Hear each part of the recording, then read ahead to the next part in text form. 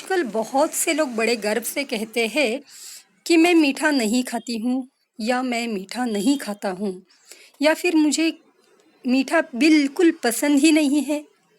आज हम इस वीडियो में जानेंगे कि क्या सचमुच में मीठा खाना हानिकारक है? क्या मीठा मतलब सिर्फ शक्कर होती है? क्या सच में खाना खाने के बाद कुछ मीठा हो जाए सही है? अगर हम सब कहते हैं आहार षड्रसात्मक होना चाहिए और षड यानी 6 रसों में मधुर रस को अग्रिम स्थान दिया है, अव्वल स्थान दिया है, तो मधुर रस सर्वथा अपथ्यकर कैसे हो सकता है? मधुर रस को विलन खलनायक क्यों बनाया जा रहा है? किसी भी नतीजे पे पहुंचने से पहले हर एक पहलू जान लेना महत्वपूर्ण होता है। तो आइए जानते हैं मधुर रस के बारे में। मधुर यानी मीठा। मीठा रस पृथ्वी और जल तत्व प्रधान होता है। मधुर रस के गुणधर्मों के बारे में कहते हैं, मधुरो रसः आजन्म सात्म्यकृत। इसका मतलब जो हमें जन्म से सात्म्य यानी अनुकूल होता है वो रस है मधुर, क्योंकि माता के स्तन्य यानी दुग्ध का स्वाद मीठा ही होता है, जो है जन्म के तुरंत बाद हम सेवन करना स्टार्ट करते हैं। कहते हैं मधुरो रसः कुरुते धातूनां प्रबलम बलम, यानी हमारे शरीर में जो सप्त धातु रसादि धातु यानी रस, रक्त, मांस, मेद, अस्थि, मज्जा, शुक्र होते हैं, उन सबको बलवान बनाने वाला रस है मधुर। जैसे रस यानी त्वचा या स्किन। स्किन का आरोग्य, रक्ताल्पता यानी एनीमिया या कृशता यानी वेट ना बढ़ना या हड्डियों की कमजोरी है तो भी हम मधुर रस का आहार एवं औषधि में प्रयोग करना हमें लाभकारी होता है। बच्चे के दिमागी विकास यानी मज्जा धातु से बने मस्तिष्क यानी ब्रेन को भी बल देता है मधुर रस। जिस शुक्र धातु यानी जो 7वां धातु है शुक्र धातु, उसमें एक क्षमता होती है नवनिर्मिति की। ये नवनिर्मिति की क्षमता जिस धातु में है वो शुक्र धातु को बलवान बनाने वाला भी रस होता है मधुर रस। यहाँ एक बात ध्यान रखें कि ये धातुओं का पोषण करता है, उन्हें बलवान बनाता है। इसका मतलब आप अनियंत्रित रूप से सेवन करोगे तो मेद भी बढ़ेगा मधुर रस से, यानी आपको आपका वेट एक्सेसिव बढ़ सकता है, जिसे हम आजकल ओबेसिटी या स्थौल्य कहते हैं। तो मधुर रस ऐसे ही बदनाम कर दिया गया है, लेकिन हम अगर उसको नियंत्रित रूप से खाते हैं तो उसके फायदे भी होते हैं। कहते हैं मधुरो रसः बाल वृद्ध क्षत क्षीण वर्ण केशेंद्रियो ओजसाम। इसका मतलब है कि बाल्यावस्था में जो सर्वांगीण शारीरिक बौद्धिक विकास होना चाहिए, जो हमें एक्सपेक्टेड होता है, वो करने के लिए भी हेल्पफुल होता है मधुर रस। जनरली वृद्धों में जो सप्तधातुओं की कमी आ जाती है, यानी सप्तधातुओं में कमी आने की वजह से हड्डियों में दर्द या फिर जो थकान दौर्बल्य लगता है, तो उसे कम करने के लिए टॉनिक के रूप में अगर कोई काम आता है तो वो भी है मधुर रस की औषधि एवं आहार। जिनका शरीर क्षतिग्रस्त हुआ है यानी क्षीण हुआ है, यानी उनकी धातुएं क्षीण हुई है या फिर उनको कुछ फ्रैक्चर वगैरह हुआ है, तो उनको बल प्राप्ति के लिए भी मधुर रस लाभदायी होता है। मधुर रस वर्ण्य यानी त्वचा के वर्ण को सुधारने वाला होता है। बालों की समस्या जैसे बाल झड़ना, दो मुहा होना, ड्राई होना, पतले होना, इन सब में पथ्यकर अगर कोई है तो वो पहले नंबर पे है मधुर रस। उसका सेवन ज़रूर करना चाहिए, अर्थात कोई वैद्य की सलाह से।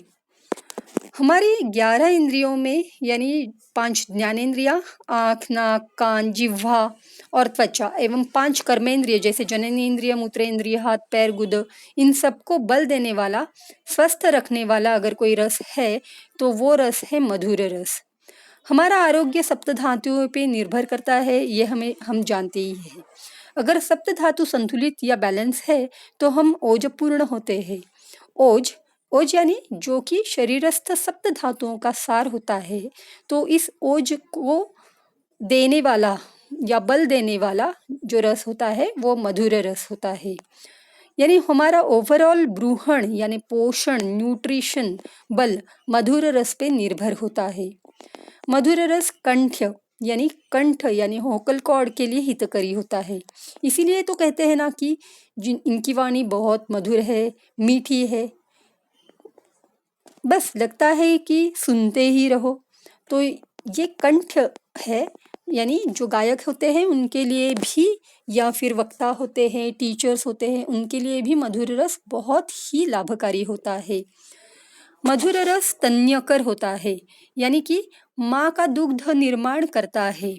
अगर किसी को कभी फ्रैक्चर होता है या कुछ जख्म होती है तो मधुर रस का औषधि में प्रयोग ज़रूर करते हैं, जिससे संधान यानी हीलिंग प्रक्रिया फास्ट होती है। मधुर रस का गुणगान जितना करे उतना कम है, लेकिन एक बात हमेशा याद रखें कि मधुर रस के या फिर स्वाद के व्यंजन एवं औषधि पचने में भारी होते हैं, क्योंकि ये भारी होने के कारण मधुर रस वाले व्यंजन यानी आहार द्रव्य देर से पचते हैं, या जिनकी पाचन शक्ति कमज़ोर है उनमें वो व्याधि भी निर्माण कर सकते हैं। तो मधुर रस सप्तधातुओं को बल देके निरोगी और दीर्घ आयुष्य को प्राप्त कराता है। मधुर रस जीवनीय होता है। मधुर रस यानी स्वीट स्वाद शरीरांतर्गत और बाह्यतः आने वाली रुक्षता यानी ड्राइनेस को कम करता है, क्योंकि उसका गुण स्निग्ध वर्णन किया है। अगर किसी को एसिडिटी की शिकायत है, जैसे सीने में जलन है, आंखें लाल होना, सर दर्द, पेट दर्द, उल्टी जैसे लगना, वॉमिटिंग इत्यादि होता है, तो मधुर रस का सेवन ज़रूर करवाते हैं। जैसे देशी गुलाब की पंखुड़ियों से बना गुलकंद या आंवले का मुरब्बा।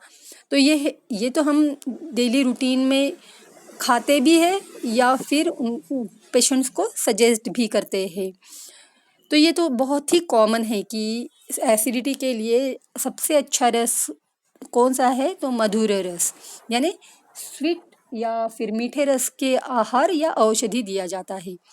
मधुर रस आयुर्वेद के अनुसार 3 दोषों में कफ को बढ़ाता है और वात पित्त इन 2 दोषों को कम करता है, उनको नियंत्रण में रखने में मदद करता है। अगर जाने अनजाने में हमारे शरीर में क्या कोई विष द्रव्य गया है तो उस विष द्रव्य को अगर आपको शरीर में फैलने से रोकना है तो जो रस आपको काम आता है वो है मधुर रस। तो आज आपने जान लिया कि गुणों का खजीना होता है मधुर रस। लेकिन ऐसा कभी हो सकता है क्या किसी भी द्रव्य में बस गुण ही गुण हो? कुछ तो कमियां भी हो सकती है। तो अगर आप चाहते हो कि मधुर रस सेवन से क्या नुकसान हो सकते हैं, क्यों होते हैं और हम इन सब नुकसानों को कैसे टाल सकते हैं, अगर ये जानना चाहते हो तो आप कमेंट में ज़रूर बताएं। इसके ऊपर भी हम प्रकाश डालने की ज़रूर कोशिश करेंगे, आपको डिटेल्स इसके बारे में बताएंगे। अगर आपको लगता है मीठा मतलब सिर्फ चॉकलेट, मीठा मतलब सिर्फ मिठाई या शुगर या फिर शुगर फ्री केमिकल्स, तो थोड़ा रुकिए, पहले आयुर्वेदिक दृष्टिकोण से पूरी जानकारी ले ले और फिर खाने में मधुर रस के मज़े लूटे। अगर आपको इस जानकारी से कुछ नया सीखने को मिला हो तो कमेंट ज़रूर करें, लाइक करें, अपने अपनों को ज़रूर शेयर करें, क्योंकि ज्ञान बांटने से ही बढ़ता है। और चैनल को सब्सक्राइब किया तो मुझे बहुत मीठा लगेगा। थैंक यू, धन्यवाद।